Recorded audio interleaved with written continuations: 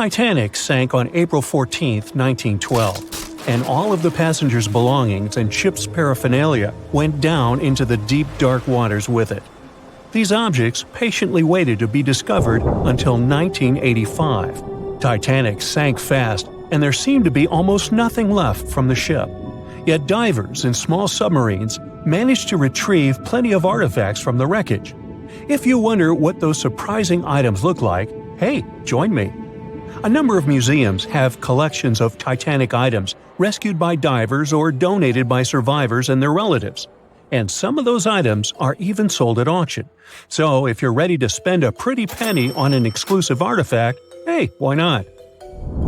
The first artifact on my list is a pocket watch belonging to a Titanic passenger, John Chapman. John and his wife Elizabeth were on their honeymoon.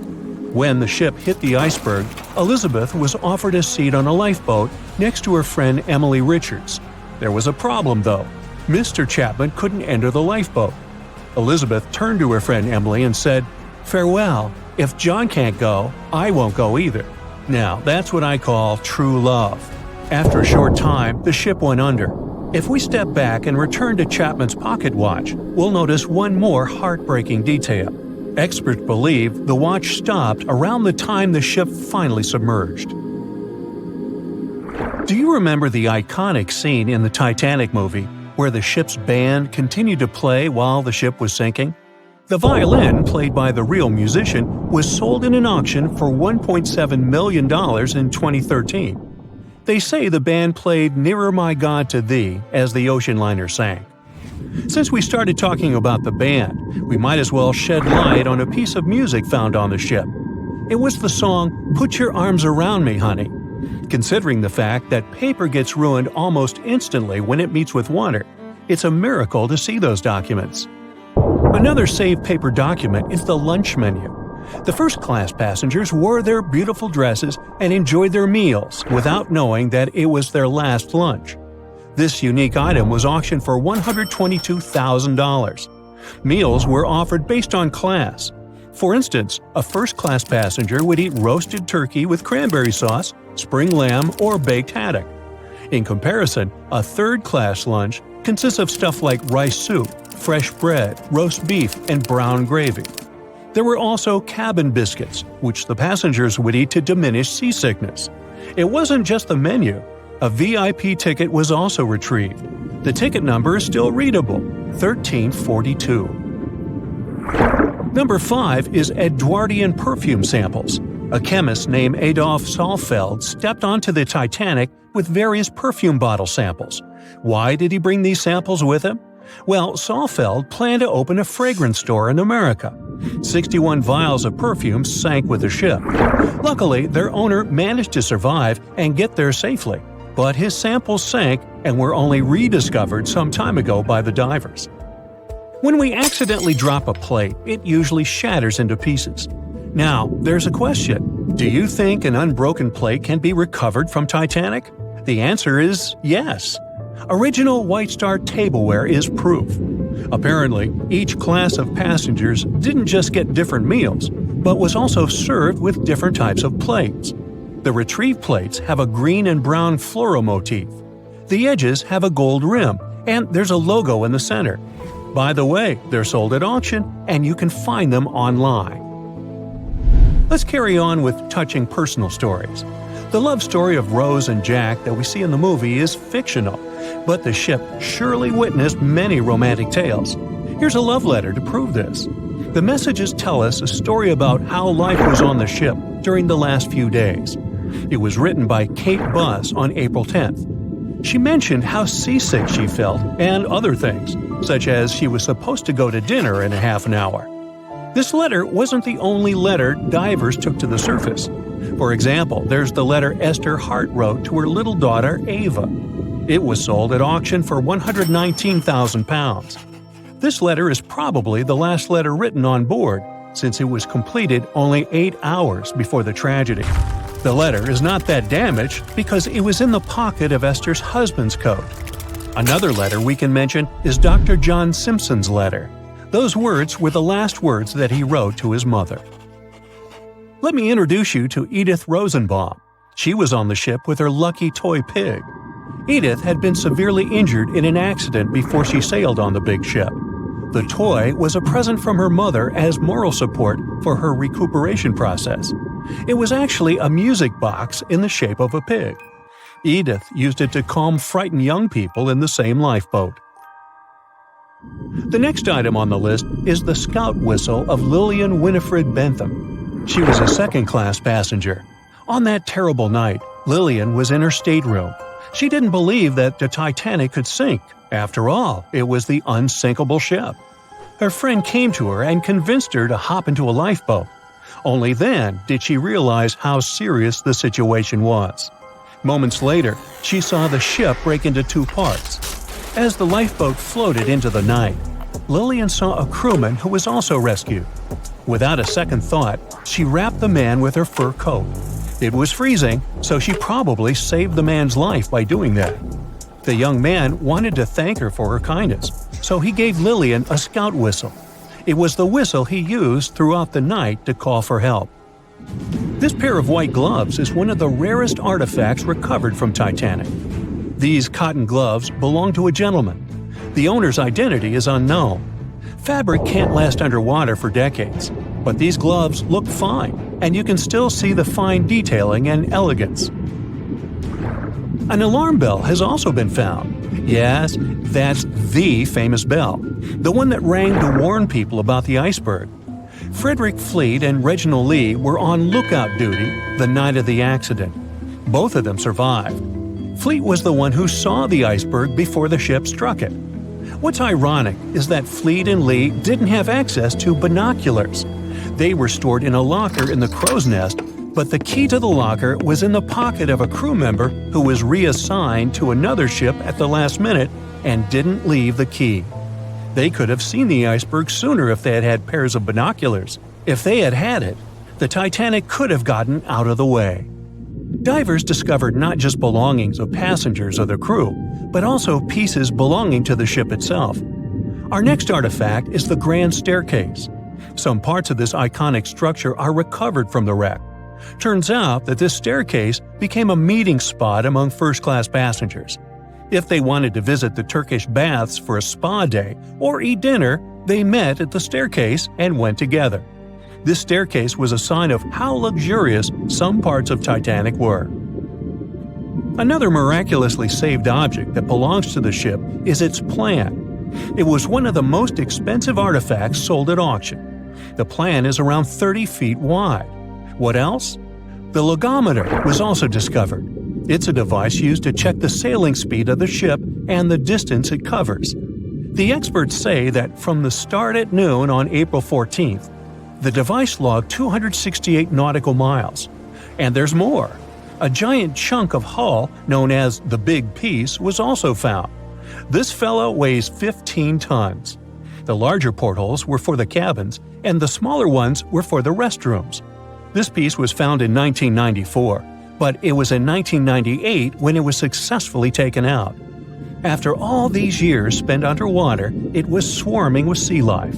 Still surprisingly, the portholes still had glass. Now, let's assume you were a diver and you could only take out one of these objects. Which one would you pick? For years, the world's most valuable shipwreck was just a legend, until now. It has finally been found, and among the wreckage was a real treasure worth $1.1 billion. To understand this better, we need to go back to 1622. That year, the mighty Spanish galleon Nuestra Señora de Atocha set sail from Havana, packed with riches belonging both to King Philip IV of Spain and to the wealthy members of the crew. We're talking about gold, silver, copper, and emeralds from Colombia, Peru, Mexico, and Venezuela. The cargo was so large, totaling more than 40 tons, and so vast that it took 2 months to transport it to the ship. The ship was also packed with people. There were 265 people on board. At first, everything went well, but then came the Florida Straits and trouble. The crew found themselves lost in the night that was not only cold, but also stormy. And before long, they were facing a powerful hurricane. The wind tore the masts apart. giant waves destroyed the rudder, and soon the Atocha was sinking toward the darkness of the seabed. The disaster that night meant a huge loss of wealth for King Philip IV, but even worse was the loss of life. Of the original 265 crew members, only 5 survived. They managed to climb up the mizzen of the ship, the only part that remained above water. With all that treasure gone, the Spanish were quick to spring into action and devised a salvage operation. 5 ships were sent to recover the cargo. The plan seemed simple and easy. After all, the hatches were securely locked, so the treasure could still be there. But almost immediately, things went wrong. For example, one of the 5 ships ran aground before it could even begin its journey. In the end, the search dragged on for 60 years, and many factors contributed to the mission's failure. That may not seem so bad today, but back then, divers didn't have the technology or safety equipment that we have today. Exploring the seabed was risky, and more often than not, it led nowhere. While searching for the Atocha, the rescuers found traces of another vessel, the Santa Margarita, the Atocha's sister ship. Another hurricane passed through the region a month after the sinking. The seabed became a jigsaw puzzle with pieces of the ship scattered everywhere. The rescue mission became almost impossible. Over time, the Spanish managed to recover part of the Santa Margarita's cargo, but Atocha's treasure seemed lost forever. Even so, no one forgot that story. Then in 1969, more than 300 years after the sinking, everything began to change. An experienced deep-sea diver, Mel Fisher, stepped in and decided to rewrite history. Mel had already spent a big part of his life at the bottom of the sea.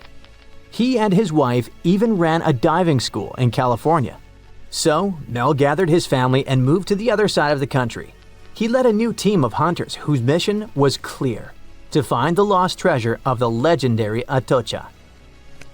They had little more than a boat, some diving equipment, and metal detectors, but that was enough to get them started. They focused on a region called the Matacumbe Keys, mentioned in several 17th century documents. In the first year, they traveled more than 100,000 miles but found absolutely nothing. It seemed like an impossible dream.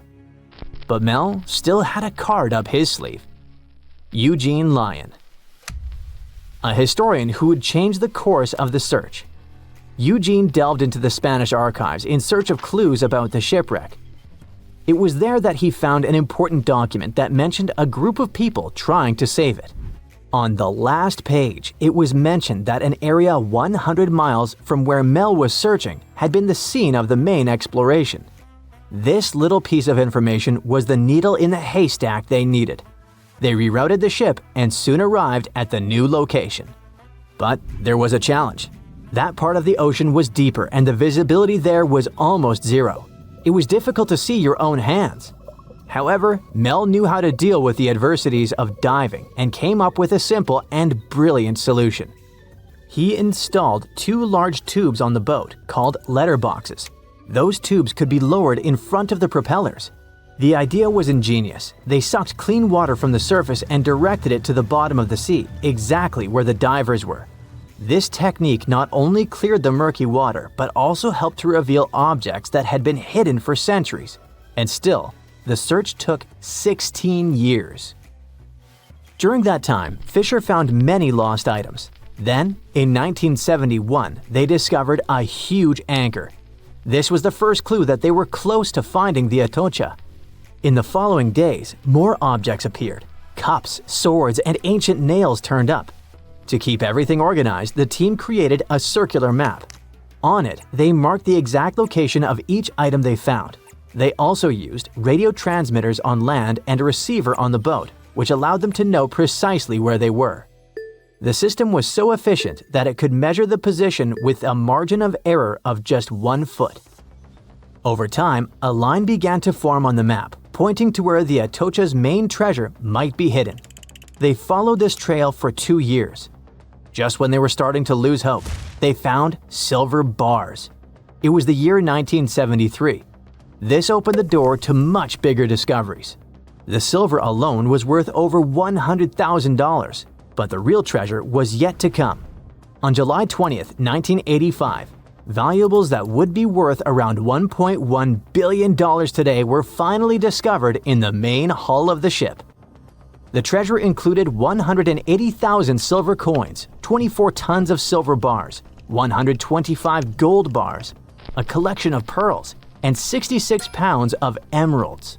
Some of these finds were priceless, not only because they were rare, but because of their history.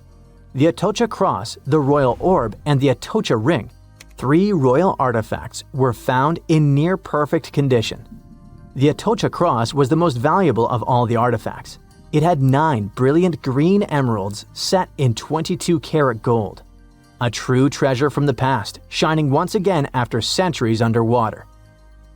Soon after the discovery, the state of Florida thought, wait a second, we want a piece of that treasure. They went to court, demanding a whopping 25% of the value. A bitter legal battle ensued, and it lasted 8 years. It even went all the way to the Supreme Court. But in the end, treasure hunter Mel emerged victorious.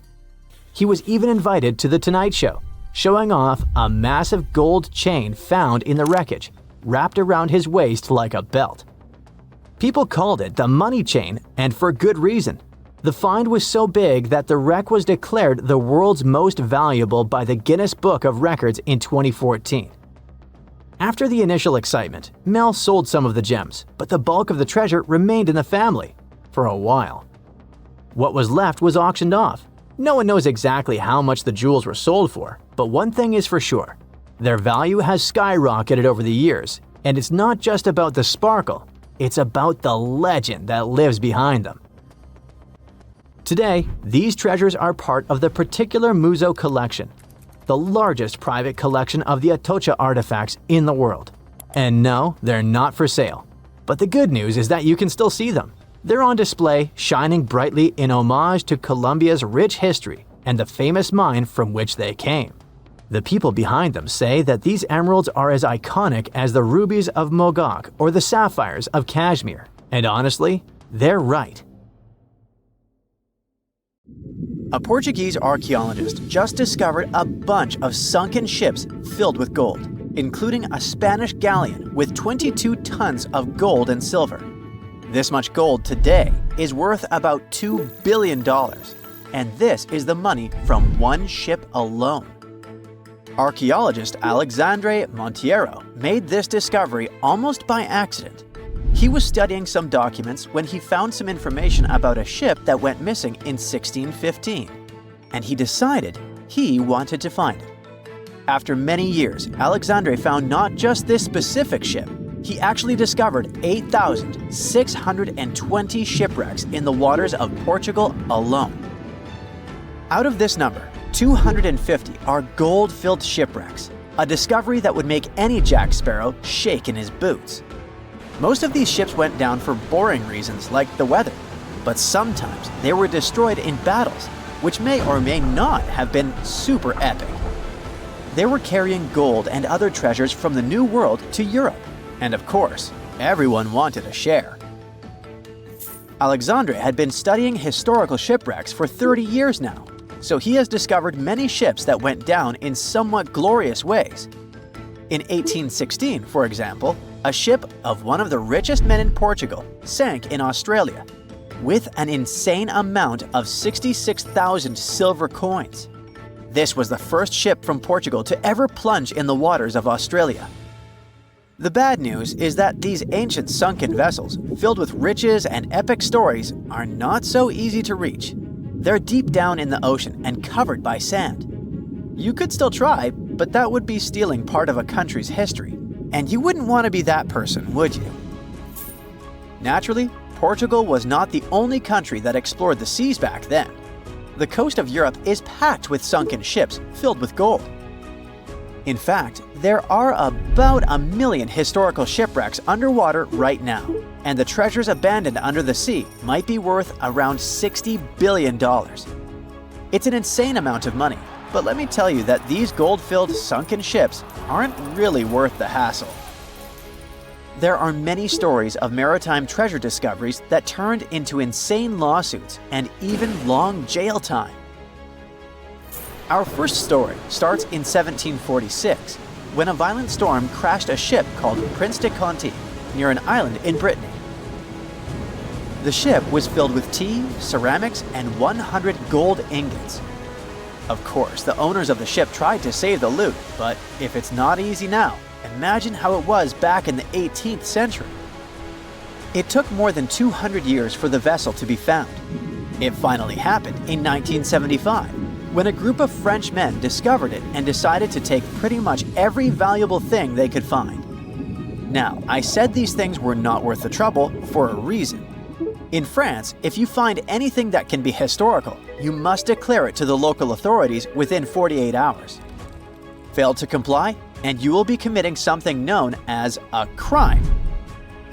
To be fair, our French friends here did declare their findings, but only the corroded cannons from the ship. And the gold? Well, they sold it. Obviously, because each gold bar is worth between $125,000 to $231,000. It took French authorities almost 50 years to retrieve the stolen gold, and they didn't retrieve all of it. Part of it was bought by an elderly couple living in Florida, and the crime is so serious they were charged for connection with money laundering, organized crime, and the trafficking of cultural goods. The poachers also sold some gold ingots to the British Museum collection. Now, let's go back to the 1850s, when a steamer called SS Central America traveled from Panama to California and back again. This was during the Californian Gold Rush, a time when 300,000 people moved to California to dig for gold. Because the travel route was not easy breezy, people needed to carry their gold around on big ships. This is where our friend SS Central America comes in. In 1857, the ship had 578 people on board and about 10 tons of gold. Very few survived, and around $100 to $150 million in gold went down with the ship. All of this explains why in 1988, a group of investors from Columbus decided to finance a research project to find this ship. The research was led by a guy named Tommy Thompson. Tommy was really crazy about the idea of finding this sunken ship filled with gold. It took him years to find the exact location of the SS Central America, especially because the ship was 7,500 feet beneath the surface of the Atlantic Ocean, and retrieving it required a lot of fancy tech. A group of 161 investors paid for his adventure, but it goes without saying that they were not doing this out of love from their hearts. They invested $12.5 million in this project because they were expecting to earn at least 10 times more.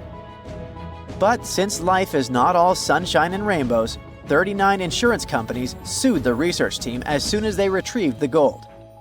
Back when the ship was up and running, these companies insured the cargo of the SS Central America, and when the cargo was finally retrieved, more than 100 years later, they wanted to be compensated. They said it was not their job to retrieve it, but that doesn't mean they abandoned it. This crazy talk didn't stick, and 92% of the gold was given to the research team. The plot thickened when the investors were scammed by none other than Tommy Thompson, who fled with $4.16 million. He also had 500 gold coins, but he's not telling a soul where they are. Nonsense like this is the reason why most countries have rules to protect cultural properties. And yes, sometimes shipwrecks can be a cultural property. Obviously, there are many maritime treasure discoveries that happen without breaking any laws. The SS City of Cairo, for example, was a steamship that submerged in 1929 with 2,000 boxes of silver coins weighing 122 tons. A company called Deep Ocean Search retrieved the coins from a depth of 17,000 feet, which is 4,500 feet lower than the Titanic. 34 million pounds went to the UK Treasury, and the Deep Ocean Search also got a share. The good news here is that some of the coins can be bought by collectors, legally. Paying for a treasure is probably the closest you can get to an underwater archaeology find. I know, all I did was destroy your piracy dreams. But while raiding gold-filled shipwrecks may be a crime in most countries, or just financially impossible for us mere mortals, not all hope is lost. There is about $771 trillion worth of gold lying on the ocean floor, and it doesn't have an owner. It's like an underwater gold mine, except the gold is in the water. You know how the water of the ocean is salty? Well, the gold gets mixed with the minerals in the water, so it's not like you stumble upon a gold nugget on the beach. Each liter of ocean water has 13 billionths of a gram of gold, and it's very difficult to extract such tiny particles of gold from the water. But that doesn't mean people haven't tried, and of course, there's been a scam here too. In the 1890s, a guy claimed he had invented a thing that would suck gold from the seawater. When he got enough money, he fled the country with the cash. If you really want to get some gold, you could try to extract it from the Earth's core, which has 1.6 quadrillion tons of gold. There's 16 times more gold in the Earth's core than what humans have mined in the whole of history. No hoax involved here, because nobody has dared to go down there yet. With archaeologists discovering gold-filled sunken ships out and about, maybe we can make our own maritime treasure discoveries, or at least save enough money to buy some silver coins.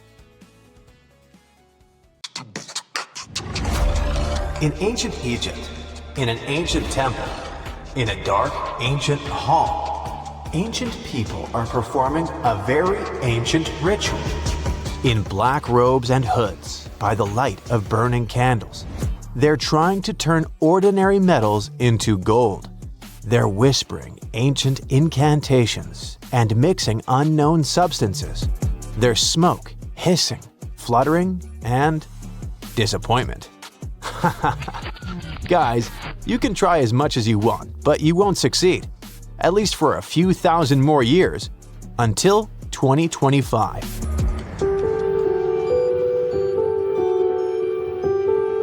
Scientists have achieved what alchemists were dreaming of for centuries. They didn't use magic or spells. Neither did they mix different substances. They used a giant tube about 17 miles long to accelerate lead molecules to speeds close to the speed of light. In a sense, the Philosopher's Stone appeared inside the Large Hadron Collider. Oh yes, in case you didn't know, the Philosopher's Stone is a mythical stone that ancient alchemists believed existed, a stone capable of turning any metal into gold. So, scientists were able to do this inside the LHC, but it's not that simple. Technically, yes, they managed to turn metal into gold, but in fact, the amount of this gold is negligible, and it quickly disappears. By the way, the LHC allows you to accelerate molecules of different substances to a speed close to the speed of light, and thus shows us how the universe was born, only on a small scale. Why do this? More on that later. For now, let's get back to that gold. Scientists believed that the precious metal could appear as a result of the collision of two lead particles, but experiments have shown that gold appeared even without full contact. There are two explanations. One is more scientific and the other is simpler. Let's start with the first one. So, there are 82 protons inside the lead nucleus, and each of them carries a charge. Because of this, the electromagnetic field of the lead core is quite strong. When two lead particles fly past each other at almost the speed of light, their electromagnetic fields are compressed into a thin pellet. This creates a short-term pulse of photons. The pulse triggers a process known as electromagnetic dissociation, when a photon interacts with the nucleus, causing internal vibrations. These vibrations emit neutrons and photons and change the essence of the element. When two lead atoms fly past each other, they lose 3 protons and turn into gold. This way, scientists manage to produce 89,000 gold cores per second. Unfortunately, this is too little. 29 picograms in total. This is much less than 1 gram. These gold particles are also short-lived. They are so energetic that they immediately crash into the walls of the collider. After that, they instantly decay into protons, neutrons, and other particles. Technically, there is gold, but there's too little of it, and it disappears instantly. And now, a simpler explanation. Two lead atoms are flying at each other at almost the speed of light. They're surrounded by powerful electric fields and have 82 protons each. When they fly close to each other, their electric fields become even stronger and push 3 particles out of each other. Now they have 79 protons each, which means that they have turned into gold. And these happy golden particles fly in different directions and crash into different parts of the collider. That's it, there's no more gold. Scientists used a special device to see this process. During the 3 years of the operation of the collider, scientists have been able to create 86 billion gold atoms. It's much less than a gram. Actually, it's less than a billionth of a gram. It's possible to get rich using such a transformation, given that the price of the Large Hadron Collider is several $billion. So why is it necessary? For science, obviously. Yes, it doesn't sound very useful, but the collider wasn't built to turn lead into gold.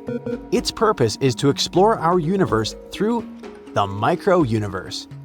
For example, the LHC helped discover the Higgs boson. You probably haven't heard anything about it, but it's one of the greatest discoveries of recent times. Let me explain. A barbell, a hair, an apple, a drop of water. All these objects have different weights. But why? What makes them have a certain mass? Scientists have suggested that the entire universe is filled with the Higgs field. It's like an invisible syrup. Some particles get stuck inside this field and become heavy, like protons. Others easily glide through this syrup, like particles of light, photons, that have no mass. Without the Higgs field, atoms would fly apart and then nothing would have any weight. Imagine how chaotic the universe would be. So in 2012, scientists were able to detect a small piece of this syrup with the help of the LHC. They named it the Higgs boson. The Large Hadron Collider also helped to detect quarks. These are small particles that protons and neutrons consist of. They're like tiny pieces of Lego, forming a particle. Previously, scientists thought that each proton and neutron had 2 or 3 particles, but later they discovered particles with 4 and 5 quarks. It turns out that our universe is not built the way we thought. Okay, but why would we ordinary people care about that? What difference does it make if protons inside an apple are made up of 2 or 4 quarks? Wait, you'll get the answer soon. Inside the collider, scientists were also able to obtain quark-gluon plasma. It's the hottest substance in the universe, 100,000 times hotter than the Sun. The plasma appeared when experts collided 2 lead atoms with each other. Scientists believe that at the time of the birth of the universe, such a red-hot drop appeared immediately after the Big Bang. That sounds pretty impressive, but what's the point? Be patient and wait a little longer.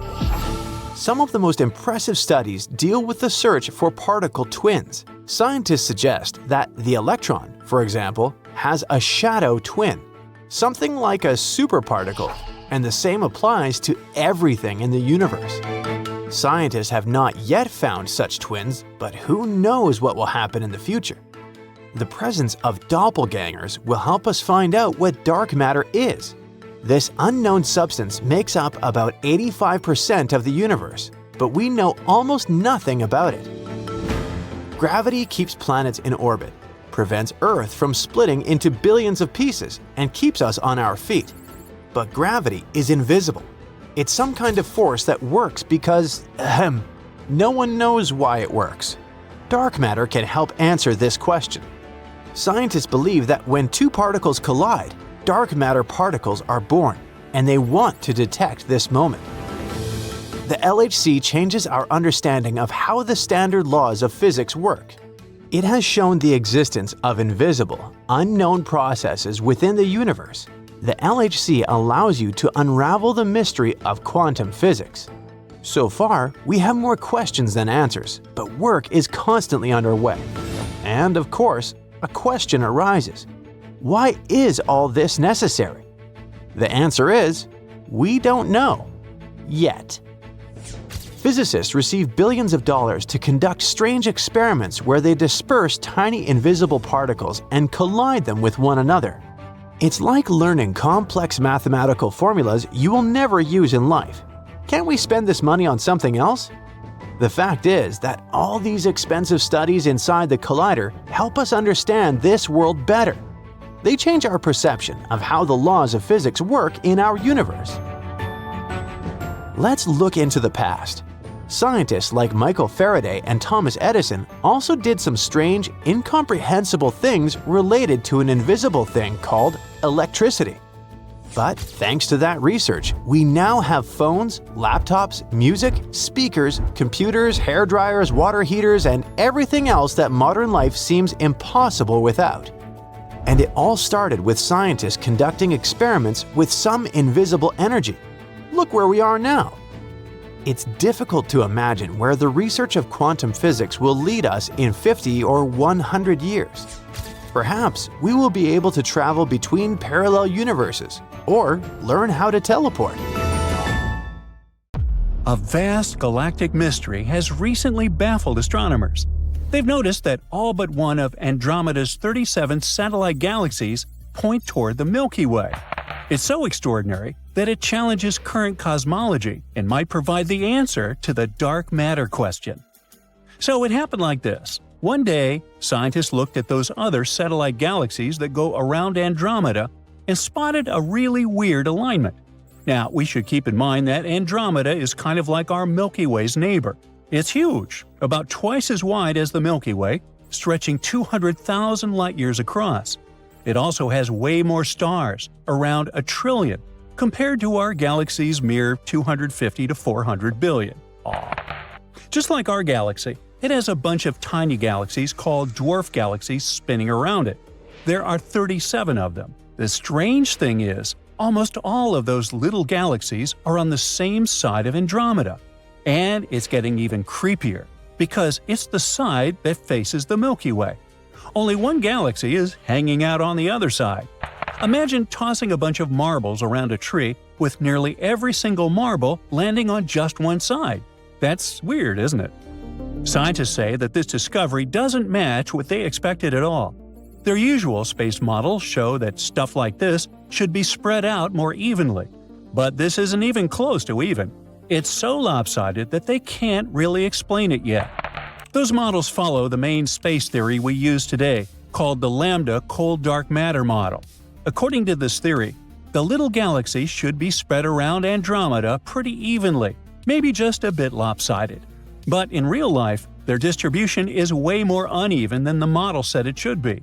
The scientists have run tons of simulations, and only about 0.03% of them ended up close to what we actually see. And still, none of them matched the real thing exactly. So, does it show the Lambda CDM model has flaws? That would be a big deal, because we normally use this model to explain how the universe works. If the real sky doesn't match what our model says, especially in a place as close and well-known as Andromeda, it might mean that we're missing something big. Another strange thing, many of Andromeda's satellites seem to lie in a flat plane instead of being randomly distributed in all directions. This kind of flattened structure has been seen in other big galaxies too, including our own, but it's still not well understood. Maybe the satellite disk is connected to the weird cosmic asymmetry, but no one really knows how. In any case, the fact that all the tiny galaxies on Andromeda's side line up almost perfectly in the direction of the Milky Way is super weird. It makes you wonder, could our galaxy be pulling or affecting them? But the catch is that nothing like this is happening to the Milky Way's own satellites. Plus, the gravity between our two galaxies doesn't seem strong enough to do that kind of pulling. The answer might lie in one of the most mysterious things the universe has to offer – dark matter. Let's start from the very beginning. We'll go all the way back to the early universe, just after the Big Bang. Now, back then – I wasn't around then, but I'll tell you anyways – matter in the universe was spread out pretty evenly, but not perfectly even. In a few spots, there were just slightly higher amounts of matter than in others, tiny clumps. Those little differences were important, because gravity could latch onto them. Over time, those denser regions started pulling in more material, slowly growing into the first structures in the universe. Astronomers believe that dwarf galaxies were the earliest and smallest building blocks of galaxy formation. Think of them like Lego bricks, tiny pieces that were later pulled together by gravity to build larger galaxies over billions of years. Now, when we talk about matter, we mean two different things: normal matter, the kind we can see and touch, including atoms, gas, stars, planets, and everything around us, and dark matter, the invisible kind. It doesn't give off any light, doesn't absorb it, and doesn't interact with normal matter in the usual ways. The only reason we know it exists is because of its gravitational pull. There's also a lot more of it than normal matter.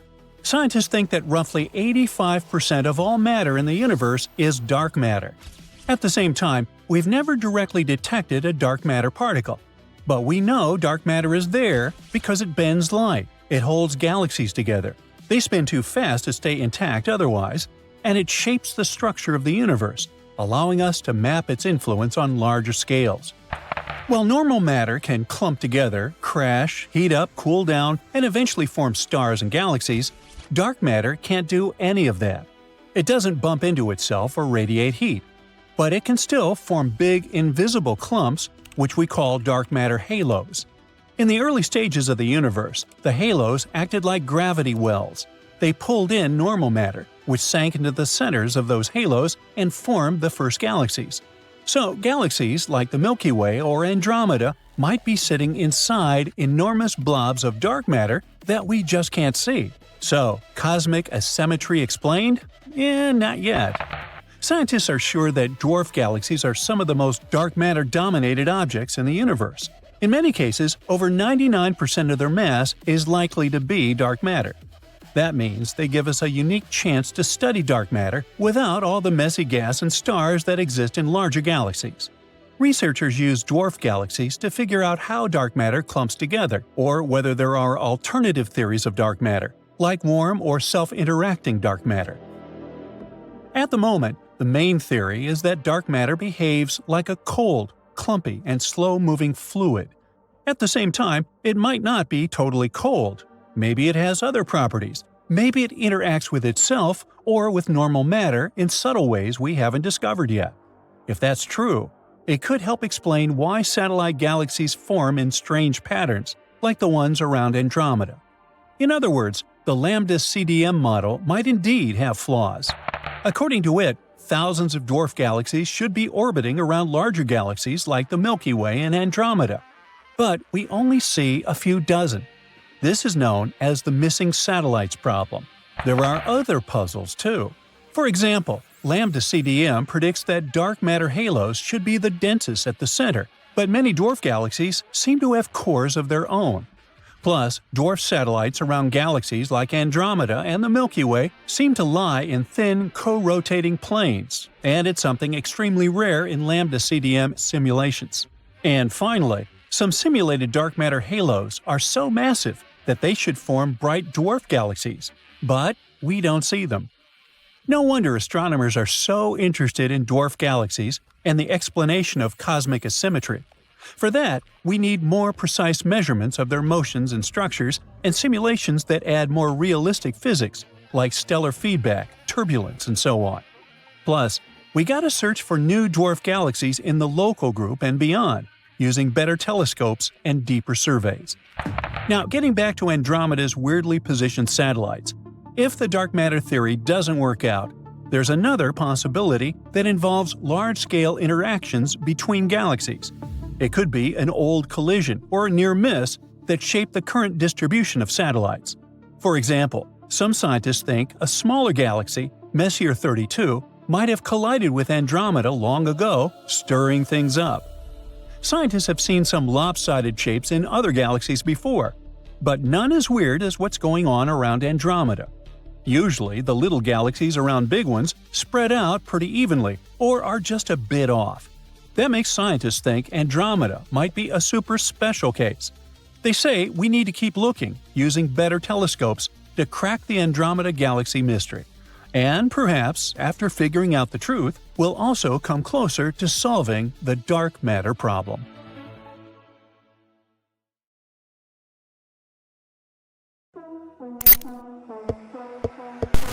Hey there! Yeah, you, my friend, on the other side of this screen.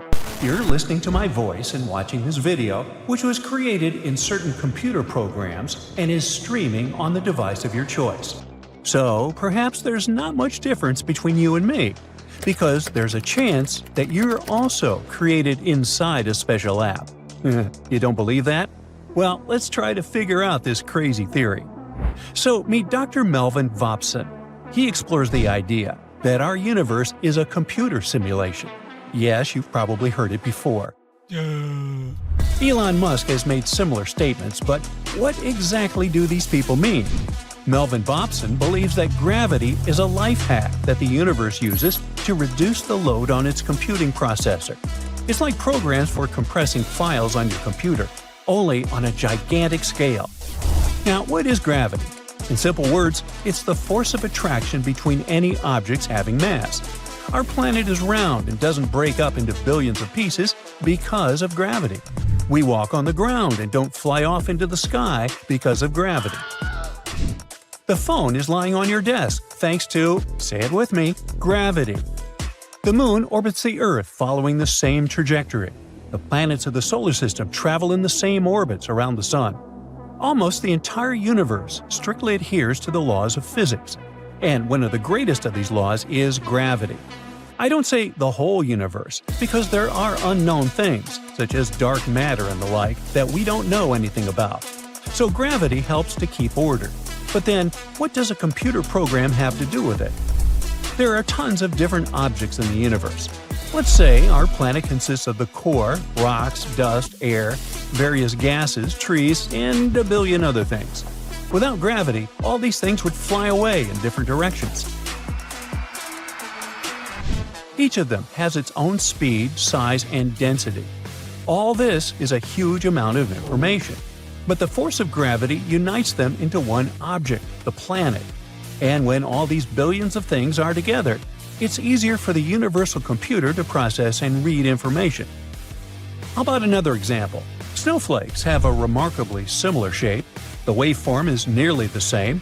The appearance of galaxies in distant space seems to be drawn according to a single pattern.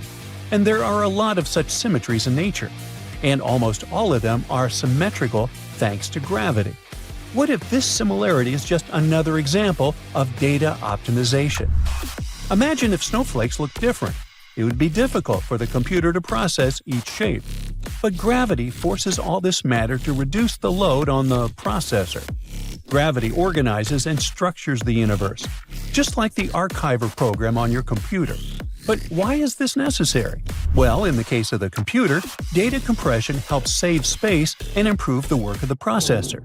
In our universe, everything seems to be working stably. It remains organized. Dr. Vopson suggests that all the elementary particles in our universe, such as atoms, electrons, photons, and the like, are tiny building blocks that contain information. It's like the cells inside our body that contain DNA. The scientist also draws an analogy with computer data. Any picture, video, game, or anything else on our screens consists of tiny bits of information in the form of binary data, ones and zeros. Our universe can work in the same way. If there's no information in a cell, it is zero. If there is matter inside, it's a unit. This is the principle used to develop computer games, VR apps, and complex simulations. But unlike computer programs, a cell in our universe can hold more than one particle. Thanks to this ability, particles can get together inside this cell. In terms of performance and energy savings, it's much easier to calculate the location and momentum of a single large object in space than many smaller disconnected objects. Gravity supports this optimization process. But of course, all this is just speculation, and scientists don't have any unmistakable evidence to support this theory. But there's one more thing that may indicate that we live in a simulation. You've probably heard of the observer effect in physics. When you observe the tiniest particles, like photons, they behave in a certain way. But when no one is watching them, they behave differently. This is how pixels behave in a video game. Imagine that you're riding a motorcycle while playing a game. There's a forest ahead of you. You see well-drawn trees that look like real ones, but then you stop and quickly turn in the opposite direction. If your computer is not enormously powerful, you may notice that the textures are loaded with a delay of a fraction of a second. If you're looking at a city, at first it's just the outline, and then you start seeing houses and lights. This happens because when we're not looking at the city, the computer doesn't load its textures to reduce the load on the processor. What's the point of wasting gigabytes of data if the player doesn't interact with the city in any way? But when you do look at the city, the processor shows it in all its beauty. And while you can see the streets and buildings, the forest disappears behind you until you look at it. The smallest particles of our universe act similarly. They stay unloaded till you watch them. The theory is entertaining, but there's one nuance. Photons and other tiny particles behave differently when you're not observing them, not because the universe saves data, but because the observer influences the behavior of particles. That is, while observing them, you use your eyes or lenses or some kind of device and detector. The very fact of observation changes matter, which is why photons behave this way. So, we don't know yet whether our universe is modeled or not. But what is the difference between a simulated computer program and the real world? Maybe the reality of the world is meant to be modeled inside a super powerful program. And if we are part of this world, then we are also like programs? In this case, the world is very real to us. It's perfect for us. Now imagine you take a computer character from a video game and place them in our reality. They simply can't exist in our world. They are much more comfortable living where you got them from. The world of the video game for them means the same as our world means for us. So, if there's a reality beyond our universe, then think twice. Would you like to get there? The human brain is unlikely to be able to perceive another reality, and if it tries, where is the guarantee that it won't go crazy? So, it's better to enjoy our universe. And don't forget that there's a whole universe inside each of us. No, seriously, where are the limits to your imagination? You can imagine absolutely anything in your head. A giant ship with long spider legs moving through a desert or rain where tiny Eiffel Towers fall to the ground instead of raindrops. There are trillions of possibilities in your imagination. But besides that, there are also feelings and emotions, joy, irritation, love. Yeah, you can say that our feelings are the result of chemical reactions in the brain. But don't you think there might be something more behind it? For example, you see a homeless guy. You give him some money and food. You show you care, thanks to the neurons responsible for empathy and feelings of mercy. But what if you're going home after a dreadful day at work and see that homeless person again? You're irritated, tired, and the neurons responsible for empathy are disabled. But even so, you can still show care for this homeless guy and give him food. That is, you do it regardless of the chemical processes in your brain. And this is just one example out of millions. Is a computer program capable of such a thing? If we live in a simulation, and if we're programs, then we are incredibly complex, advanced, and beautiful programs. And how do such perfect programs differ from what we call real in our heads? Although the word programs is not appropriate here, we are creations. Then, who is the creator? Or is there such a thing? Well, hate to stop here after asking the big metaphysical question, but hey, I gots to go. Scientists have thought for a long time that really huge black holes, those called supermassive black holes, sit in the middle of all big galaxies. But for some reason, try as they might, they couldn't find one in a galaxy called the Southern Pinwheel Galaxy, aka Messier 83, or M83, a spiral-shaped galaxy about 15 million light-years away from us. Still, researchers were sure it would be there. That was super confusing. And now, the super-powerful James Webb Space Telescope might have found a clue that there really is a supermassive black hole hiding in the middle of M83. Supermassive black holes eat up huge amounts of gas and dust, which makes them glow super bright. M83 didn't seem to shine, but could this glow be hidden by thick clouds of dust? Indeed, James Webb's amazing cameras have spotted clumps of special ionized gas that show up when a black hole is doing its thing, gobbling matter. So basically, the black hole could be playing hide and seek with us, and JWST might have just helped us figure out this long-standing mystery. So what exactly did scientists see? It was a glowing light coming from neon gas that needs a huge amount of energy, much more than what normal stars can make. This glow is a strong clue of a hidden active galactic nucleus.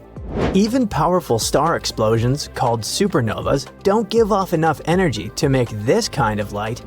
So, a supermassive black hole seems like the most likely reason.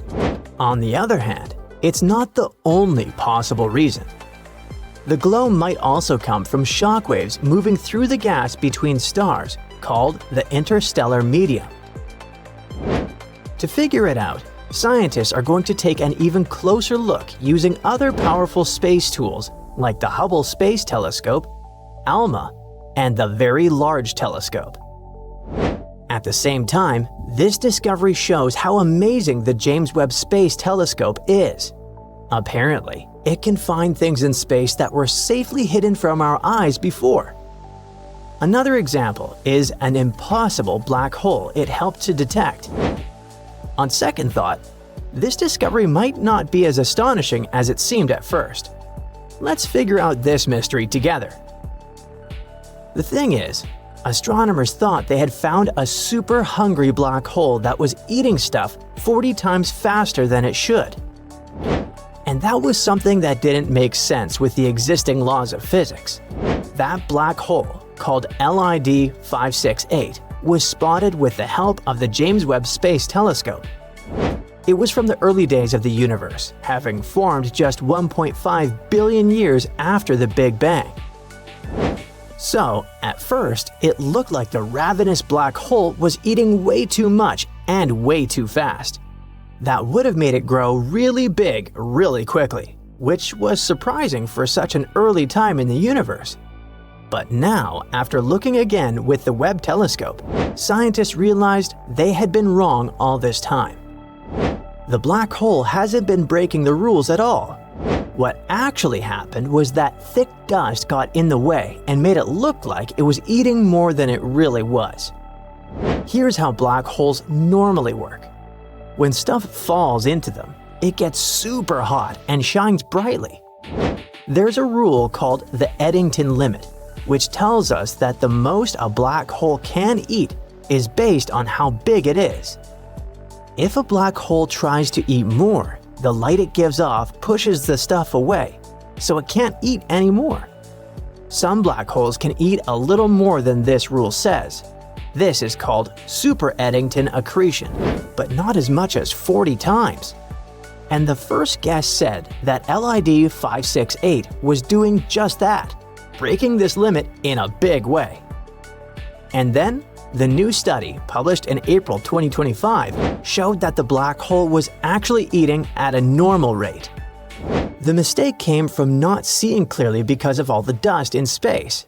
It blocks and scatters light, making it harder for us to see the black hole clearly.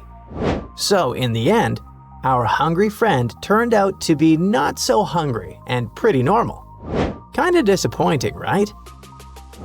Scientists say that if a black hole is hidden by dust, like LID 568, you have to fix the light measurements for the dust to get the right size for the black hole. If you don't do that, you might get the wrong number for how big the black hole is, which also messes up the calculation for the Eddington limit. In their study, the team measured the black hole size using infrared light. This light is not blocked by dust as much as regular light, which is what scientists usually use. Thanks to this, they found out that the black hole was almost 1 billion times bigger than the Sun, and about 40 times bigger than the old guess. With this new, bigger size, they could fix the calculation for the Eddington limit, which made it clear that the black hole wasn't as hungry and bizarre as they thought. So, its feeding habits don't mean it's a super huge black hole growing really fast. Scientists have known that dust can mess up measurements of black holes, but they haven't always been good at fixing it when studying galaxies far away. This means that other black holes might have also been measured incorrectly, and people might have misunderstood them. The team's new way of measuring could help scientists learn more about these black holes that are hidden by dust in galaxies, especially the little red dots galaxies discovered with the James Webb Space Telescope. When scientists look at the first pictures of those faraway parts of the universe, they found something totally new: a bunch of tiny, super red galaxies. They named them the little red dots. There are hundreds of them. These dots only show up during a short time in the universe's history, when the universe was about 1 billion years old. And these little red dots are super confusing. They kind of look like two totally different things: really heavy galaxies packed with stars, or modestly sized galaxies with a supermassive black hole in the middle. But one thing is clear: the typical red dot galaxy is tiny, only about 2% the size of our home Milky Way galaxy, and some are even smaller. So, what makes them shine? There are two main ideas. One of them claims that each little red dot is filled with a crazy number of stars, up to 100 billion, which is about the same number of stars as the Milky Way, even though a red dot is way smaller. Imagine standing in a huge, quiet room. That's like space near our solar system. Now imagine that same room completely jam-packed with the whole population of a very large country. Super crowded. That's what the inside of a little red dot might be like. It could be one of the most crowded places in the universe. Scientists aren't even sure galaxies this packed can really exist. Another idea is that these red dots are small galaxies with a giant black hole in the center. Scientists can spot signs of black holes by looking at how gas swirls around them. It gives off a special kind of light. And in many little red dots, they've seen those signs. Now, here's the strange part. The black holes seem way too big for such tiny galaxies. Usually, a black hole is only a tiny part of a galaxy's weight, about 0.1%. But in some of these dots, the black hole might be almost as heavy as the whole galaxy. That's really unusual, so scientists call those monsters overmassive black holes. And there's one more mystery. Normal black holes give off X-rays, and these ones don't. Even when scientists use special telescopes to look for X-rays, they couldn't find any. It's like these black holes are playing hide and seek, and we don't have the necessary means to find them yet. Now imagine something so powerful that it could rip the atoms of your body apart in a fraction of a second. Ow! This something is soundlessly dashing through space, not extinct, not alive, stuck in between. If this terrifying monster were moving towards Earth, we'd be doomed. So, is it? Astronomers have found a fast and powerful space object zooming through our home Milky Way galaxy at over 110,000 miles per hour. That's faster than any rocket we've ever made. This bizarre space object got its name of a zombie star, all because it's the leftover part of a star that passed away a long time ago, but is still moving. This zombie star is a kind of an object called a magnetar, a super small, super heavy ball about the size of a city but heavier than the Sun. That makes it one of the densest objects in space. Only black holes are denser. Hey, let's not forget about me, huh? Magnetars also have an incredibly strong magnetic field. The one our zombie guy has is 100 trillion times stronger than Earth's. That's so strong that if the magnetar came close to Earth, it could wipe out every credit card on the planet just from its magnetism, and we couldn't shop anymore. Plus, if a person got too close to a magnetar, like 600 miles or so, it could pull their very atoms apart, and they couldn't shop anymore. Luckily, this magnetar is very far away and not coming near us. When it was first discovered, it was about 15,000 light-years away from Earth. That's a huge distance, so you don't get to worry about your atoms being disconnected yet. Astronomers first spotted the zombie magnetar in 2008. And since only about 30 magnetars are known in our galaxy, it was a lucky and rare find. Scientists use space telescopes like Hubble and Gaia to watch it over time. That's how they discovered it was moving much faster than they thought. Now, astronomers are trying to figure out how this zombie star got such a big kick. At first, they thought that, like most magnetars, this one was born when a giant star exploded in a supernova and the leftover core became a superdense neutron star. According to their theory, it could have happened near something called supernova remnant HB9. That would make sense since most magnetars are created this way. But when they tracked its movement, they found that the zombie star was moving too fast and going in the wrong direction to have come from HB9. They traced its path thousands of years into the past and still couldn't find any exploding star or star cluster it could have come from. This means scientists now have one more mystery on their hands. Where did this zombie star come from, and how was it made? One explanation is that it came from a white dwarf, which is the leftover core of a smaller star like our Sun after it runs out of fuel. Now normally, when white dwarfs explode, they're destroyed completely. But in rare situations, instead of blowing apart, a white dwarf might collapse into itself and turn into a neutron star. This neutron star could then become a magnetar. This unusual way of forming a magnetar also gives clues about another mystery: fast radio bursts, or FRBs. These are very quick and powerful flashes of radio energy from deep space. Some FRBs come from galaxies that are so old there shouldn't be any exploding stars left. But if magnetars can be born from collapsing white dwarfs, that might explain how those FRBs are still happening. In any case, learning how magnetars form could help us explain many strange and powerful events we see across the universe. But so far, the investigation is still on, and no answers have been found yet. Zombie stars wandering across the universe isn't the only mystery we haven't solved yet. At one point, you might come across one of them while traveling through the cosmos. It looks like nothing. At a distance of 700 million light-years away from Earth, there's a hole, a blank void that has very few galaxies. This is a roughly spherical region about 330 million light-years across. Our home Milky Way galaxy could fit there thousands of times over.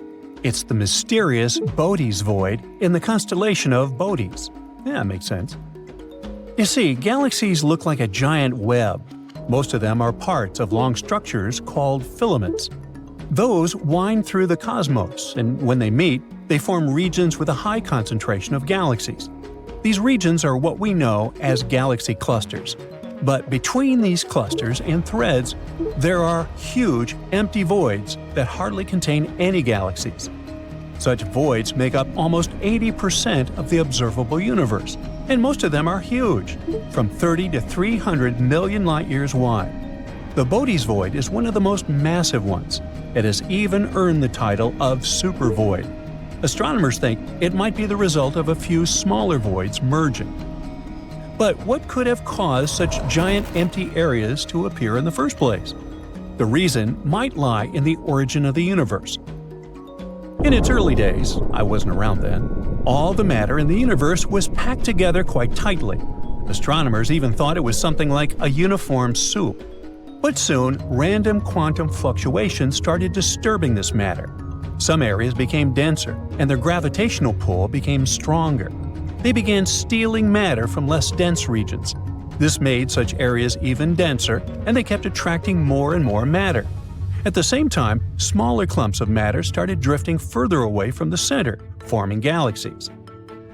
If you visited a star cluster called Palomar 5, you'd forget all about voids and supervoids and even zombie stars.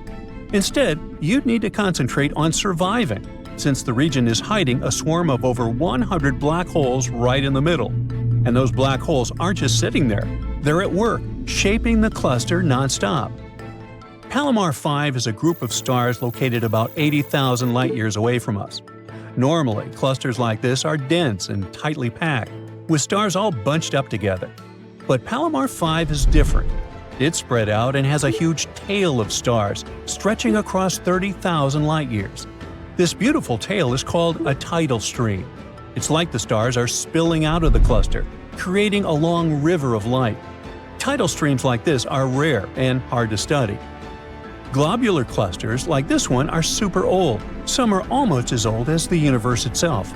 But Palomar 5 also stands out because it's the only cluster we know about that still has a tidal stream attached to it, and the black holes inside the cluster might be to blame. They're pulling on the stars in the cluster, messing with their orbits, and slingshotting them right out of the cluster.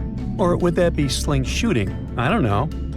Anyway, these stars are what make up the tidal stream. Over time, more and more stars get flung out. Palomar 5 has way more black holes than expected. About 20% of the cluster's mass is made up of black holes, over 100 of them, each about 20 times the mass of our Sun. Of course, Palomar 5 isn't going to last forever.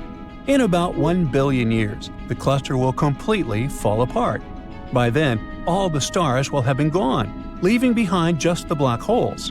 And these black holes will orbit the Milky Way, like a ghostly remnant of a cluster that used to be there.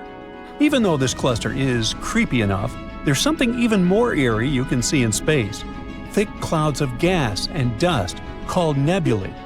One of the most unusual ones is probably NGC 2392, located 5,000 light-years away from Earth in the constellation of Gemini. It was discovered more than 200 years ago and became popular because of its unusual appearance. It's basically a disk of material with a ring of comet-shaped objects. The tails of these objects stream away from the star at the center of the nebula. The bizarre orange streaks in the outer part of the cloud stretch light-years away in all directions. The middle resembles a ball of twine, but in reality, it's a bubble of material blown into space by the wind of high-speed material produced by the central star. Wow. Well, here you are. You're the first person to set foot on Mars. And your first mission is to explore a place called Jezero Crater. You're wading through the thick, rust-colored dust when suddenly you trip over something and almost fall. You lean closer to examine the culprit and recoil in horror. A skull is staring back at you. Who did it belong to? An ancient Martian dinosaur? A representative of a long-lost civilization? Now, this isn't a made-up story. That's what NASA's Mars robot called Perseverance would tell you if it could speak and, had consciousness. The rover had indeed found something strange, but it wasn't a real skull. It just looked like one. In reality, those were rocks that seemed to be out of place on the red planet. Right now, Perseverance is exploring the edge of a big, empty bowl-shaped area called Jezero Crater. Scientists think that a long time ago, this crater held a giant lake. Perhaps it was even full of tiny life. Since December 2024, the rover has been rolling down a steep hill called Witch Hazel Hill. It's an important mission because this hill might hold secrets about what Mars's weather and environment were like billions of years ago. Anyway, on April 11, 2025, Perseverance stopped to look at a special spot where two types of rock meet. One was light-colored and the other was dark. And right at that spot, scientists saw a weird-looking rock they later named Skull Hill. It stood out dramatically because it was dark and had a sharp shape. But the creepiest thing? It was full of little holes, a real nightmare for those with trypophobia. So NASA shared this discovery in a blog post. They explained that Skull Hill didn't look like the other rocks nearby. The area where Perseverance found these strange rocks is called Port Anson. Scientists think that many of the rocks there didn't originally form in that spot. They were moved from somewhere else an exceptionally long time ago. But how did they move, or what moved them? Now, don't get your hopes up. It doesn't mean we'll find space neighbors on Mars. These kinds of rocks are called floats. They are likely to have traveled a long way across Mars billions of years ago, back when the planet was much warmer and wetter, with rivers, lakes, and maybe even oceans. As the water dried up and the soft ground around the rocks slowly wore away over time, the tougher rocks stayed behind, sitting on the surface. Now scientists are trying to figure out how the strange holes on Skull Hill were made. One idea is that tiny parts of the rock broke off and wore away over time, leaving behind little pits. Another idea is that Martian winds, which carry dust and tiny rocks, might have slowly scraped the surface, kind of like sandpaper, and created the holes. Skull Hill is dark-colored, and at first, scientists thought it might be a meteorite that had come from space. But when they looked more closely at the chemicals in the rock using Perseverance's SuperCam, the results didn't match what you would expect from a typical meteorite. Nope. So, scientists now think Skull Hill might be a volcanic rock. On both Earth and Mars, dark volcanic rocks get their color from minerals like olivine, pyrozine, and biotite. If Skull Hill is volcanic, it might have come from old lava flows nearby that have broken down over time. Or maybe it was blasted out of the rock during a huge crash, something like an asteroid impact that dug deep into the ground and pulled up volcanic rock from below. What helps scientists in their research is that Perseverance now has some cool tricks that help it figure out what Martian rocks are made of. That's how we can learn where the rocks came from and how they formed. Lately, the rover has been super busy. In just a few months, it has collected samples from 5 rocks, studied 7 rocks very closely, and blasted 83 rocks with its laser to learn about them from a distance. That's the fastest pace of research since the rover landed on Mars 4 years ago. At least that's what NASA's Jet Propulsion Lab says. Usually, it can take months to find just one interesting rock in a crater. But up on the edge of the crater, aka the rim, cool and strange rocks are popping up all the time. Scientists are especially excited about getting these rock samples back to Earth to see if they'll show signs that life ever existed on Mars. But there's a problem.